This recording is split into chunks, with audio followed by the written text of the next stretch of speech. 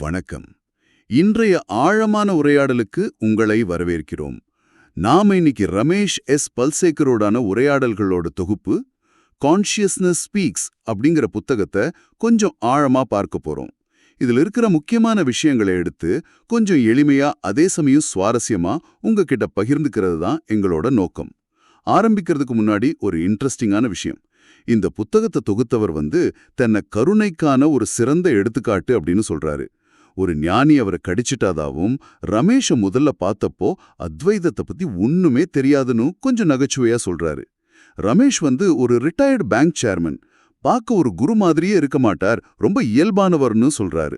சரி, நாம விஷயத்துக்கு வருவோம். ஆமா, இந்த உரையாடல்களோட நோக்கம் நனவு, அதாவது கான்ஷியஸ்னஸ்னா என்ன, நம்மளோட உண்மையான இயல்பு என்னங்கிறத பத்தி ரமேஷோட பார்வை என்னன்னு புரிஞ்சுக்கிறது தான். இதுல ரொம்ப முக்கியமா ரமேஷ் திரும்ப திரும்ப சொல்றது என்னன்னா, இங்க சொல்ற கருத்துக்கள் எல்லாம் கடைசி உண்மை இல்ல, அது உண்மைக்கு வழிகாட்டுற சில குறிப்புகள், பாயிண்டர்ஸ், அவ்வளோதான். இத மனசுல வச்சுட்டு பேசுவோம். இந்த புத்தகம் முழுசும் கேட்கிற ஒரு முக்கியமான செய்தி, இருக்கிறதெல்லாம் நனவு மட்டும்தான். அதாவது consciousness is all there is. என்னது, இந்த சேர், ஜன்னல், நாம கூடவா, எல்லாமே அடிப்படையில் நனவுதான் சொல்றாரு ரமேஷ். இத கேட்கவே கொஞ்சம் ஆச்சரியமா இருக்குல்ல? ஆமா, இத அவர் குவாண்டம் பிசிக்ஸ்ல சொல்ற அந்த ஒன்னஸ், அதாவது பிரிக்க முடியாத முழுமைங்கிற கருத்தோட தொடர்பு படுத்துறாரு. இயற்கையாவே ஒன்னா இருக்கிறத நம்ம மனசு தான் பிரிச்சு பிரிச்சு பார்த்து பிரச்சனையை உண்டாக்குதுன்னு சொல்றாரு. அப்போ அவர் யூஸ் பண்ற அந்த யூனிசிட்டிங்கிற வார்த்தை, அதுக்கும் இதுக்கும் என்ன வித்தியாசம்? அது ஒரு நல்ல கேள்வி. இங்க ரமேஷ் யூனிசிட்டி, அதாவது ஒன்றியன்மைன்னு சொல்றது முக்கியம். இது பொதுவா சொல்ற நான் டியூவாலிட்டி, அதாவது இருமையற்ற தன்மையிலிருந்து கொஞ்சம் வேற. நான் டியூவாலிட்டி ரெண்டு இல்லன்னு சொல்லுது. ஆனா யூனிசிட்டி ரெண்டுங்கிற ஒரு விஷயமே முதல்ல இருந்தே இல்லன்னு சொல்லுது. ஓ, அப்படின்னா? அதாவது இருமையற்ற தன்மை ரெண்டு விஷயம் இல்லைன்னு சொல்றது. ஒன்றியன்மைங்கிறது அந்த பிரிவினைங்கிற எண்ணமே ஒரு தோற்றம் தான். அடிப்படையில எல்லாமே அந்த ஒரே நனவு தான், வேற வேறையா இருக்கிறதுக்கு வாய்ப்பே இல்லைன்னு சொல்றது. இந்த வெளிப்பாடு, மேனிஃபெஸ்டேஷன், எல்லாமே அந்த நனவுக்குள்ளேயே நடக்கிற ஒரு அசைவு, ஒரு தோற்றம். பிரிவினைங்கிறது நிஜமாவே இல்ல. சரி சரி, அப்போ நாம ஒவ்வொருத்தரும் உணர்றோமே இந்த நான் அப்படிங்கிறது, அது என்ன? ஆமா, அதையும் ரமேஷ் சொல்றாரு. இந்த நான் அல்லது ஈகோங்கிறது அந்த பெரிய நனவு இந்த குறிப்பிட்ட உடல் மனம் அப்படிங்கிற அமைப்போட தன்னை தப்பா ஐடென்டிஃபை பண்ணிக்கிறதுனால வர்ற ஒரு கருத்துருவாக்கம், ஒரு கான்செப்ட். ஒரு ஆக்டர் மாதிரிங்களா? பல வேஷம் போடுற மாதிரி? கரெக்ட். ஒரு நடிகர் பல கேரக்டர்ல நடிப்பாரு. ஆனா அந்த நடிகர் அந்த கேரக்டர் இல்ல. நடிக்கும்போது அது மாதிரி தோணும். இந்த ஐடென்டிஃபிகேஷன் தான் உறவுகள்ல அன்பு, வெறுப்பு மாதிரி இந்த விளையாட்டு, இந்த லீலைய உருவாக்குது. புரியுது. அப்ப அந்த தொகுப்பாளர் சொன்னாரே மதுக்கு அடிமையா இருந்து மீண்ட கதை, அதுவும் இதுவும் எப்படி கனெக்ட் ஆகுது? அது செயல்கள் தனிப்பட்ட ஆளோடது இல்லைங்கிற கருத்தோட சேருது. அந்த தனிப்பட்ட செய்பவர், அதாவது பர்சனல் டூவருங்கிற உணர்வு தான் அடிப்படை மாயன்னு ரமேஷ் சொல்றாரு. நிஜத்துல செயல்கள் இந்த உடல் மனம் வழியா நடக்குது. எப்படி? அந்த உடல் மனசோட இயல்பு, அதோட கண்டிஷனிங், அதாவது மரபணு, சூழல் பதிவுகள், இதுக்கேத்த மாதிரி தன்னிச்சையா நடக்குது. அப்போ இந்த உடல் மனம் ஒரு கருவி மாதிரி அதுவா முடிவு பண்றது இல்லையா? ஆமா, அது செயலை தீர்மானிக்கிற கர்த்தா இல்ல. அவரு மனச ரெண்டா பிரிக்கிறார் பாருங்க. ஒன்னு சிந்திக்கும் மனம், திங்கிங் மைண்ட். இதுதான் பாஸ்ட், ஃபியூச்சர்னு யோசிச்சு பிரச்சனை, கவலையெல்லாம் உருவாக்குது. ஓகே. இன்னொன்னு செயல்படும் மனம், ஒர்க்கிங் மைண்ட். இதை நாம தொந்தரவு பண்ணாம விட்டா அது அந்தந்த நேரத்துல செய்ய வேண்டியதை ரொம்ப திறமையா, ஸ்பான்டேனியஸா செய்யும். டிரைவிங் மாதிரி. ஆமா, நல்லா ஓட்டும் போது கவனிச்சிருக்கீங்களா? மனசு சும்மா வேலையை செய்யும். எப்போ நான் ஓட்டுறேன், நேரமாச்சே, அவ ஏன் அப்படி போறான்னு யோசிக்க ஆரம்பிக்கிறோமோ அப்போதான் பிரச்சனை. பெரிய படத்துல பார்த்தா இந்த உடல் மனம் ஒரு இன்ஸ்ட்ருமெண்ட், அந்த மொத்த நனவோட வெளிப்பாட்டுக்கான ஒரு கருவி, அவ்வளவுதான். வாழ்க்கை ஒரு கனவுன்னு சொல்றதும் ஒரு முக்கியமான பாயிண்ட் இல்லையா? விழிப்பு நிலை கனவு, தூக்கத்துல வர்ற கனவு ரெண்டும் ஒண்ணுன்னு சொல்றாரு. ஆமா, ரெண்டுமே நனவுல தோன்றி மறையற தோற்றங்கள் தான் அப்படிங்கிறாரு. இதை எப்படின்னு கேக்குறதுக்கு பிறவிக்குருடனுக்கு கலரை விவரிக்கிற உதாரணம் சொல்றாரு. கலரை பத்தி எவ்வளோ சொன்னாலும் படிச்சாலும் அந்த குருடனுக்கு பார்வை வந்ததும் அவன் உணர்ற அந்த அனுபவத்துக்கும் அவன் மனசுல கற்பனை பண்ணதுக்கும் சம்பந்தமே இருக்காது. அதே மாதிரிதான் இந்த உலகம் நான் லீலாங்கிற கருத்துக்களுக்கும் அதுக்கு அடிப்படையா இருக்கிற யதார்த்தத்துக்கும் வித்தியாசம் இருக்குன்னு சொல்றாரு. இங்கதான் விஷயம் இன்னும் ஆழமாகுது. லீலா, அந்த கான்செப்ட் பத்தி சொல்லுங்க. ஆமா, இது லீலான்ற கருத்தை ரொம்ப அழகா சொல்லுது. லீலானா விளையாட்டு. கடவுள் இல்ல அந்த மூலம் ஏன் அந்த உலகத்தை இந்த தோற்றங்களை உண்டாக்குச்சு? அதுக்கு என்ன பதில்? ரமேஷோட பதில் சிம்பிள். ஏன் கூடாது? இல்லனா இது கடவுள் ஒளிஞ்சு பிடிச்சு விளையாடுற மாதிரி. ஓஹோ. குழந்தைங்க கடற்கரையில மணல் கொட்டை கட்டுவாங்க இல்லையா? ரொம்ப ஈடுபாடா கவனமா கட்டுவாங்க. ஆனா சாயங்காலம் வீட்டுக்கு போகும்போது டக்குன்னு காலால உதைச்சிட்டு போயிடுவாங்க. ஆமா. ஏன் கட்டின? விளையாட. ஏன் இடிச்ச? விளையாட்டு முடிஞ்சது. அது மாதிரி தான் இந்த படைப்பும் அழிவும். ஒரு தனிப்பட்ட ஆளோட பார்வையில இதுக்கு ஒரு நோக்கமும் தெரியாது. ஆனா இது அந்த மொத்தத்தோட டோட்டாலிட்டி, ஒரு தன்னிச்சையான ஒரு ஸ்பான்டேனியஸ் வெளிப்பாடு. விளையாட்டுக்காக நடக்கிற விளையாட்டு. அப்போ ஞானம்னா என்ன? இந்த விளையாட்டை புரிஞ்சுக்கிறதா? ரமேஷ் அது எப்படி சொல்றாரு? ஏதோ பெரிய லைட் அடிக்கிற மாதிரி இல்லைன்னு சொல்றாரு.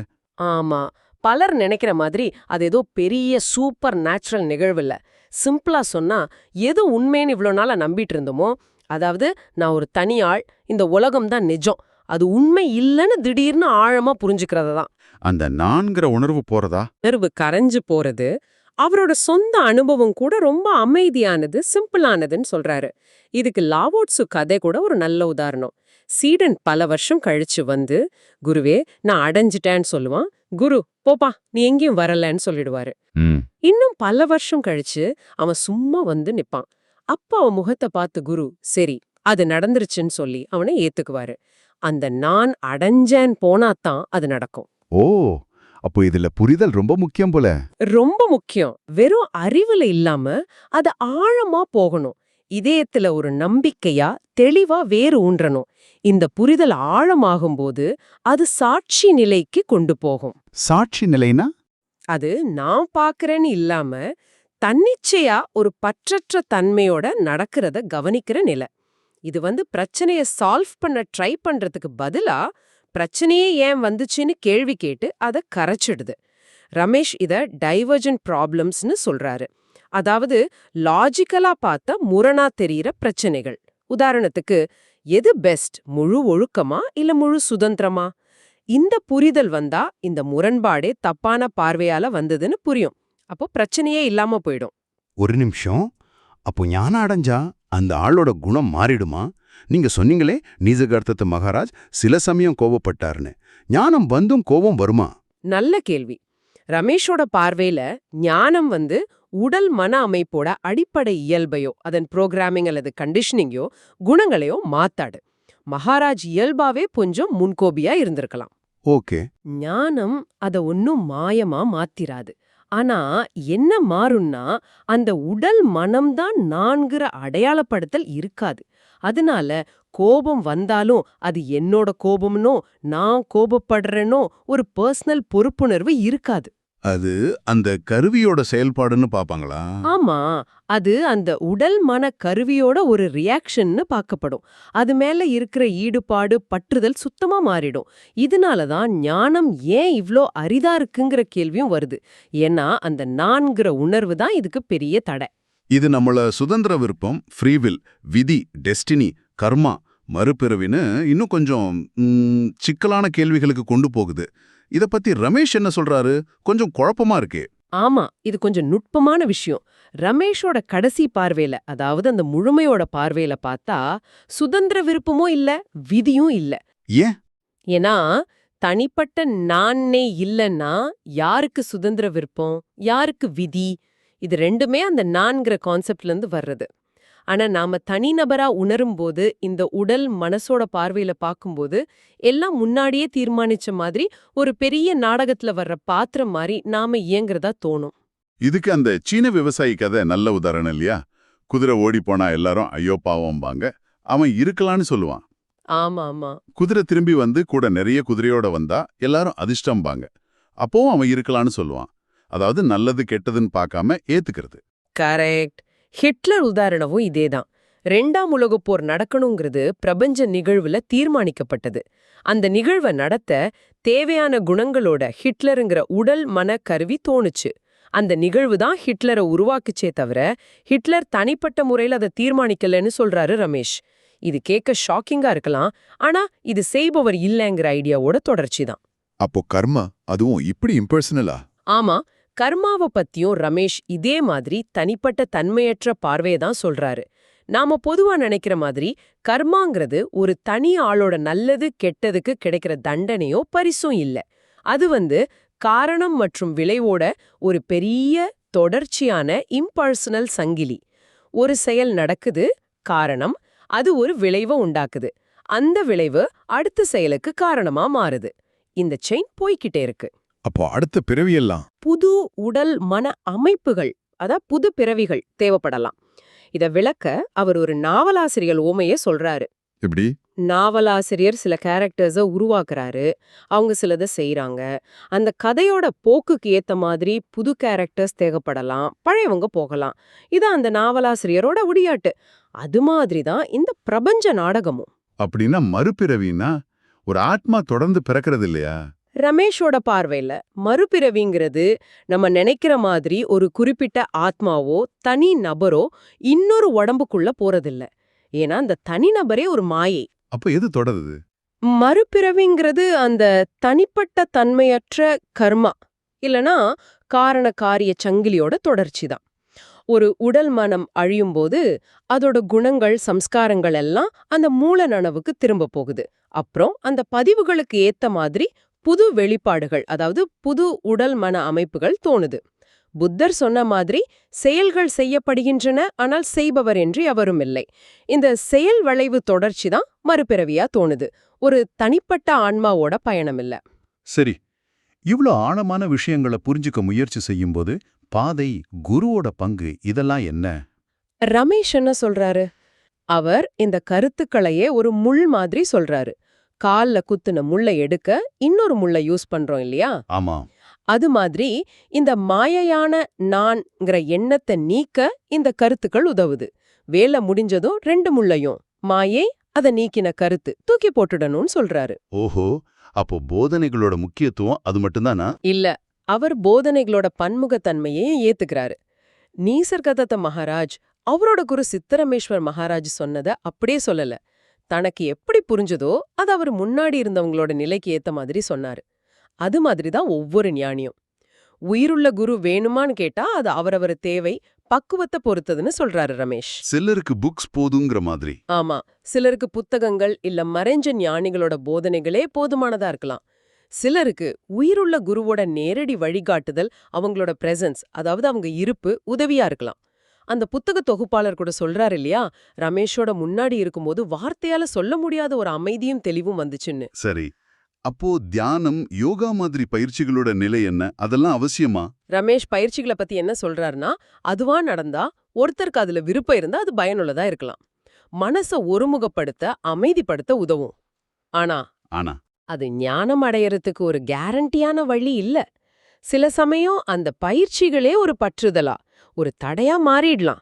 நான் தியானம் பண்றேன், நான் இந்த நிலைக்கு போகணும்னு நினைக்க அதுவே ஈகோவை பலப்படுத்திடலாம். அப்போ ரமேஷோட வழி என்ன? ரமேஷோட அப்ரோச் பெரும்பாலும் ஏற்றுக்கொள்ளுதல், சரணடைதல் சார்ந்தது. ஆனா இங்க சரணடைதல் கூட நான் பண்றேங்கிற செயல் இல்ல, அது கருணையால நடக்க வேண்டிய ஒண்ணு. அதனாலதான் அவரோட பாதைய சிலர் சோம்பேறி பாதைன்னு கூட சொல்வாங்க. ஏன்னா அது ரொம்ப தீவிரமா முயற்சி பண்றதை விட நடக்கிறது அப்படியே ஏத்துக்கிறதையும் ஆழமா கேட்கறது மூலமா புரிதல் வரதையும் தான் வலியுறுத்துது. இந்த புத்தகம் ரமேஷோட உரையாடல்கள் வழியா நாம இப்ப பேசுனதெல்லாம் தொகுத்து பார்த்தா மையமா என்ன தெரிய வருதுன்னா, இருக்கிறதெல்லாம் அந்த நனவுங்கிற ஒண்ணுதான். நம்ம நினைக்கிற இந்த நான்கிறது அந்த நனவு மேல நாமளே போட்டுக்கிட்ட ஒரு கருத்து, ஒரு மாயை. வாழ்க்கைங்கிறது ஒரு தனிப்பட்ட நாடகம் இல்ல, அது அந்த மொத்தத்தோட ஒரு தன்னிச்சையான விளையாட்டு, லீலை அல்லது ஒரு கனவு. உண்மையான சுதந்திரங்கிறது இந்த நான்கிற எண்ணத்தை பலப்படுத்தி எதையும் அடைய முயற்சி பண்றதுல இல்ல. அதுக்கு பதிலா இந்த உண்மையை ஆழமா புரிஞ்சிக்கிறதுலயும், வாழ்க்கையில நடக்கிறத அது எப்படி நடக்குதோ அப்படியே முழுசா ஏத்துக்கிறதுலயும் இருக்கு. சரியா, மிக அழகா தொகுத்தீங்க. கரெக்ட். ரமேஷ் சொல்ற மாதிரி கடைசி உண்மைங்கிறது மௌனம்தான். அங்க எல்லா கருத்துக்களும் விளக்கங்களும் நின்னு போயிடும். ஒருவேளை நாம இப்ப பேசிட்டு இருக்கிற இந்த கருத்துக்களை எல்லாம் அறிவுபூர்வமா புரிஞ்சுக்க முயற்சி பண்றத ஒரு நிமிஷம் நிறுத்திட்டு, ரமேஷ் அடிக்கடி சொல்றாரு, அந்த சிம்பிளான, இயல்பான, தனிப்பட்ட தன்மையற்ற பிரசன்ன உணர்வு, சென்ஸ் ஆஃப் பிரசன்ஸ், அந்த நான் இருக்கிறேன் அப்படிங்கிற அடிப்படை உணர்வு, அதுல எந்த முயற்சியும் இல்லாம சும்மா ஓய்வா இருக்கும்போது என்ன நடக்குதுன்னு கவனிச்சு பார்த்தா, ஒருவேளை அந்த வார்த்தைகளுக்கு அப்பாற்பட்ட மௌனம் தான், அந்த நேரடி அனுபவம் தான் இந்த புத்தகம் உண்மையா சுட்டிக்காட்டுற விஷயமா இருக்குமோ? இது உங்க எல்லோருக்குமான ஒரு சிந்தனை தூண்டல்.